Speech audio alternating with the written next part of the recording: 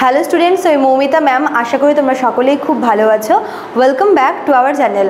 আজকে আমি তোমাদের 4th সেমিস্টার মেজর পলিটিক্যাল সায়েন্সের পেপার 7 থেকে লাস্ট টপিক তোমাদের যেটা হচ্ছে ভারতের স্বাধীনতা আইন 1947 সালের, ঠিক আছে? তো এর উপরে আজকের ক্লাসটা নেব। চলো দেরি না করে শুরু করে দিই আজকের ক্লাসটা। দেখো কি বলেছে, ভারতের স্বাধীনতা আইন 1947 সালে ব্রিটিশ পার্লামেন্ট কর্তৃক পাশকৃত একটি ঐতিহাসিক আইন, যা ভারতকে ব্রিটিশ শাসন থেকে মুক্তি দিয়ে দুটি স্বাধীন দেশ যেটা ভারত এবং পাকিস্তান গঠনের পথ উন্মুক্ত করে।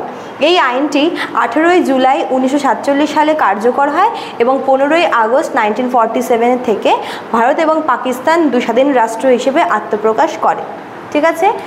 মেনলি হচ্ছে জুলাই মাসের, ঠিক আছে, জুলাই মাসের 18 তারিখে 18 জুলাই কিন্তু এই আইনটা পাশ হয়েছিল 1947-এর, এবং পাশ হওয়ার পরে 15 আগস্ট এই আইনটা কার্যকর হয় এবং সেই দিন থেকে মানে 1947-এর 15 আগস্ট থেকে কিন্তু অখণ্ড ভারত বিভক্ত হয়ে ভারত এবং পাকিস্তান দুটো আলাদা ডোমিনিয়নে বিভক্ত হয়ে যায় এবং এই আইনটা পাশ করে হচ্ছে ব্রিটিশ পার্লামেন্ট, ঠিক আছে? এই আইনের অধীনে ব্রিটিশ সরকার ভারতীয় উপমহাদেশের দুটি ডোমিনিয়নে ভাগ করে, যেটা বললাম ভারত এবং পাকিস্তান, এবং উভয় রাষ্ট্রের জন্য কিন্তু পৃথক গভর্নর জেনারেলের নিয়োগের ব্যবস্থা করা হয় এবং ব্রিটিশ রাজের সমস্ত ক্ষমতা স্থানীয় সরকারগুলোর হাতে হস্তান্তরিত করা হয়। এই আইনের মাধ্যমে ভারতীয় রাজ্যগুলোকেও স্বাধীন হওয়ার সিদ্ধান্ত দেওয়ার স্বাধীনভাবে সিদ্ধান্ত নেওয়ার অধিকার দেওয়া হয়। তারা চাইলে ভারত বা পাকিস্তানে যোগ দিতে পারতো অথবা স্বাধীনও থাকতে পারতো। যেটা বললাম যে এই আইনের মাধ্যমে দুটো আলাদা দেশ তৈরি হয় এবং এটাও বলা হয় যে দুই দেশের জন্য মানে ভারত এবং পাকিস্তান এই দুই দেশের জন্য দুটা পৃথক মানে দুজন আর কি গভর্নর জেনারেলকে রাখা হবে।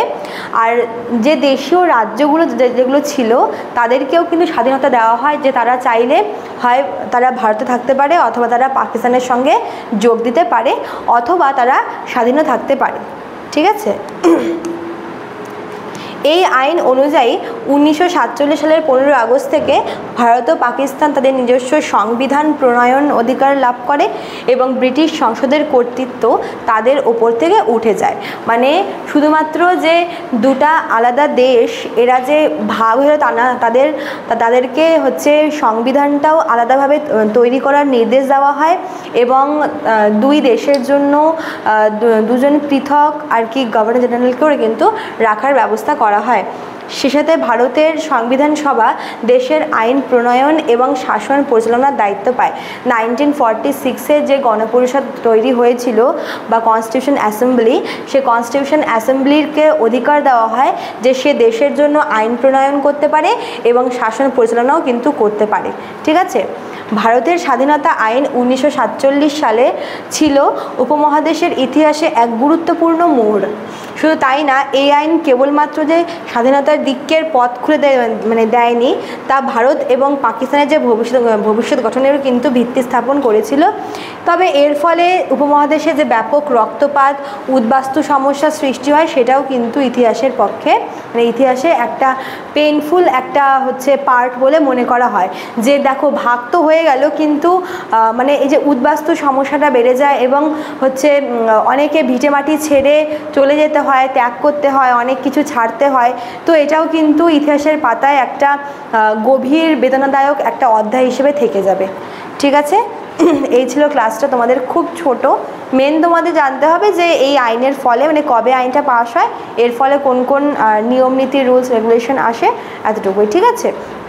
একদম দেখো দুটো নাম্বার দেওয়া আছে লাস্টের স্লাইডে। এই দুটো নাম্বার হচ্ছে সেন্টারের হেল্পলাইন নাম্বার। যারা আমাদের কাছে অনলাইনে পড়বে তারা যে কোনো একটি নাম্বারে আমাদের সঙ্গে যোগাযোগ করে নিতে পারো। চলো আজকে এতটুকুই থাকলেও, দেখা হচ্ছে নেক্সট ক্লাসে। Thank you.